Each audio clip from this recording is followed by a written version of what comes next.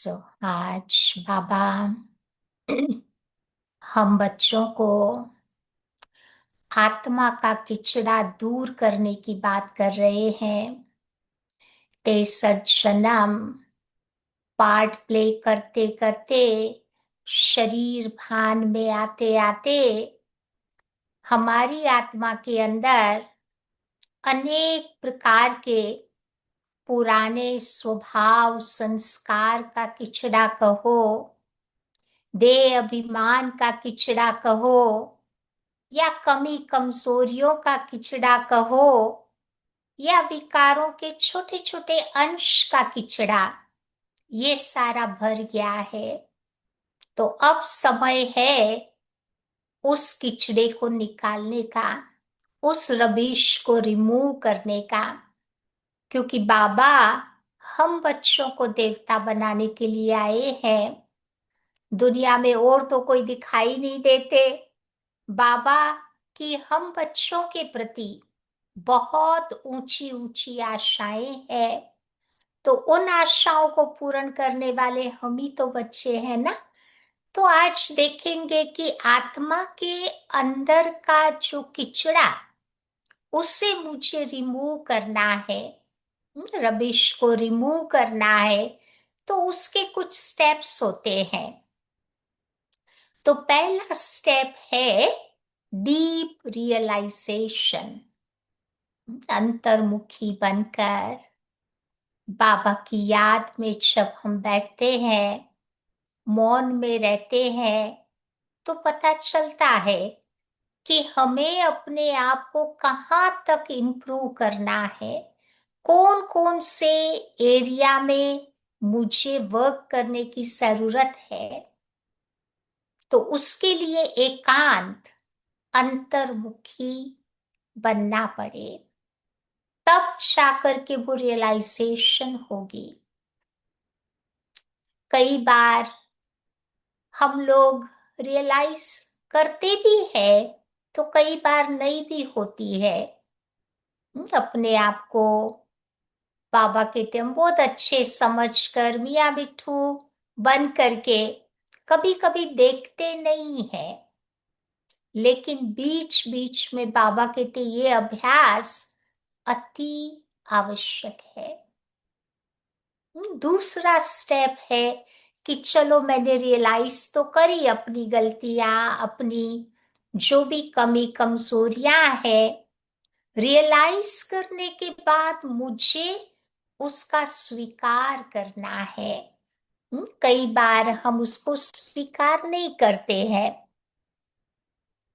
है ये तो पता चल जाता है, लेकिन बाबा कहते उसका स्वीकार करना एक दूसरा स्टेप है।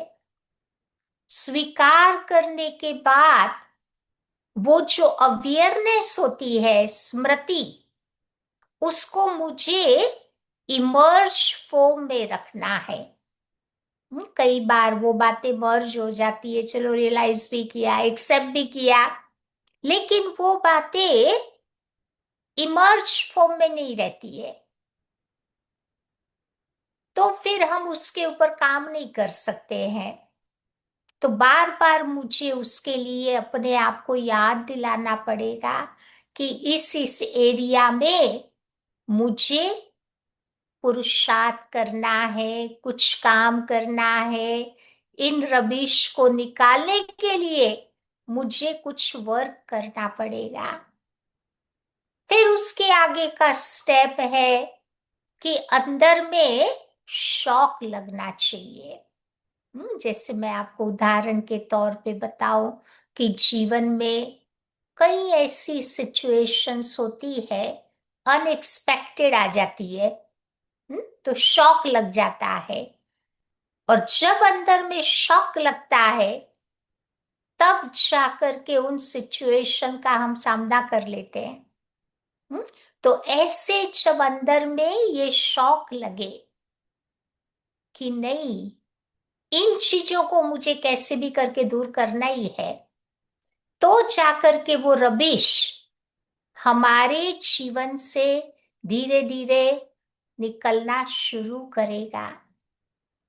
उसके आगे का स्टेप है डिटर्मिनेशन। फिर दृढ़ संकल्प मुझे करना है बाबा को साथ रख करके कि बाबा इन इन एरिया में मुझे थोड़ा वर्क करना है, काम करना है। तो बाबा की साथ में बाबा को साथ रखेंगे, बाबा की मदद मिलती रहेगी और ऐसी दृढ़ता हमारे जीवन में योग से आएगी। जितना जितना हमारा कंसंट्रेशन बढ़ेगा, एकाग्रता, उसके आधार से जीवन में कोई भी कार्य करने की दृढ़ता आ जाती है। कई बार आप लोगों ने नोटिस किया होगा कि दृढ़ता है, कर लेते हैं। कई बार हम थोड़ा लेजी बन जाते हैं, केयरलेस बन जाते हैं, वो दृढ़ता रहती नहीं है।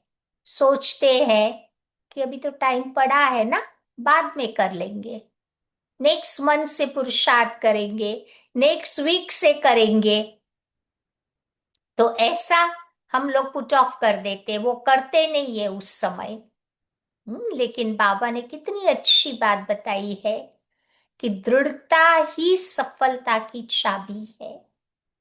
अगर मुझे सफलता प्राप्त करनी है, बाप समान बनना है, बाबा की क्वालिटीज को अपने जीवन में धारण करनी है, तो मेरे में दृढ़ता चाहिए ही चाहिए।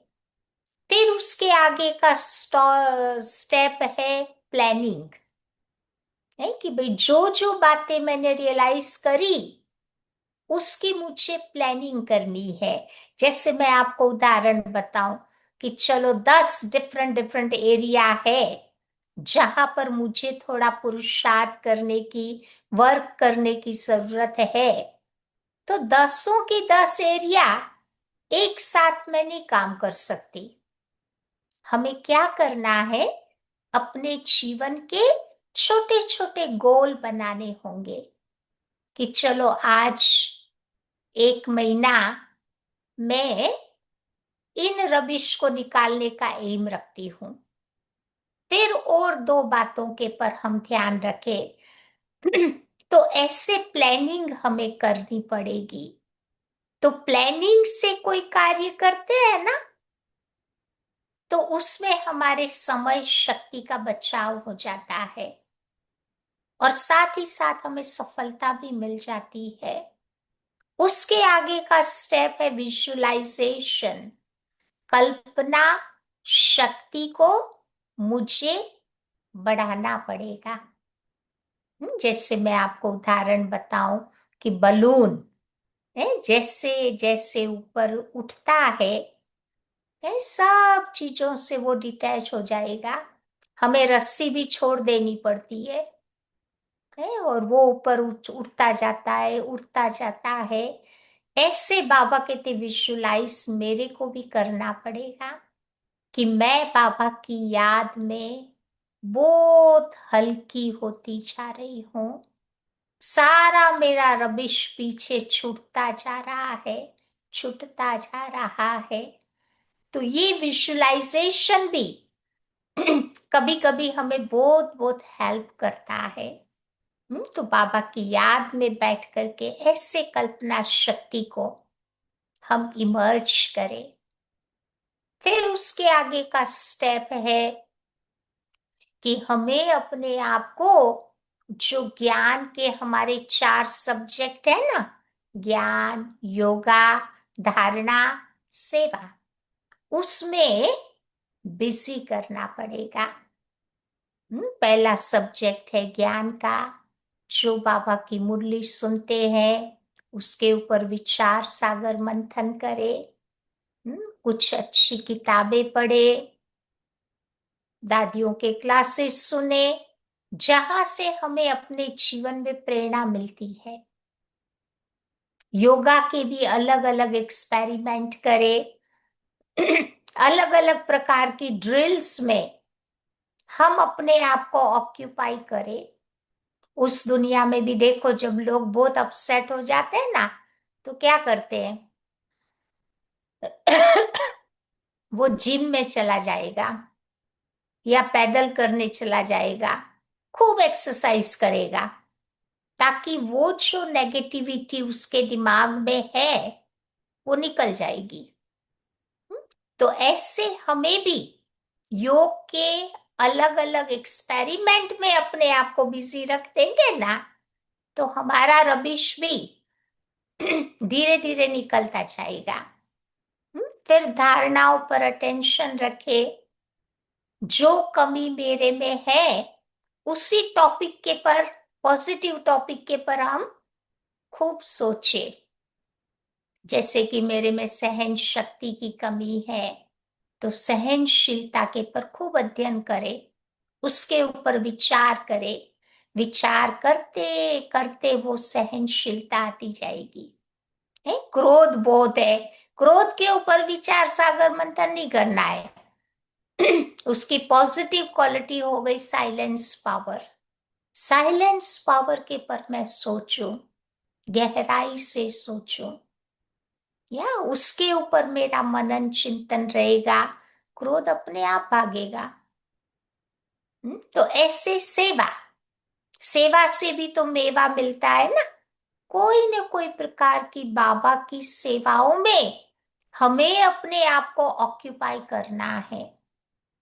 तो सेवा से भी आत्मा को बहुत शक्ति मिलती है, दुआएं मिल जाती है। एक तो सबसे पहले दुआएं तो खुद से मिलेगी। कई बार हम अच्छा काम करते हैं ना, चलो कोई हमें शाबाशी दे या न दे, हम तो खुद अपने आप को देते ही है ना, कि भाई आज तेरा दिन अच्छा गया, अच्छा काम किया। या तो खुद की दुआएं मिल जाएगी, बाबा की तो मिलती ही है, औरों की दुआएं मिल जाएगी। तो सेवा करने से ये फायदा होता है। तो ये कोई ना कोई प्रकार के सब्जेक्ट में, चारों ही सब्जेक्ट में कोई ना कोई प्रकार से हमें अपने आप को ऑक्यूपाई करना है, तब मेरी आत्मा का रविश निकलेगा। और लास्ट स्टेज है रेस्पॉन्सिबिलिटी, जवाबदारी।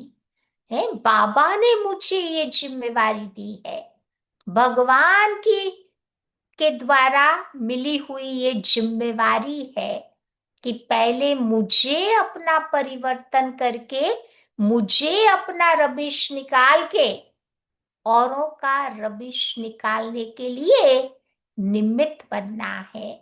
बाबा ने मुझे जिम्मेवारी दी है आधार मूर्त, उद्धार मूर्त बनने की।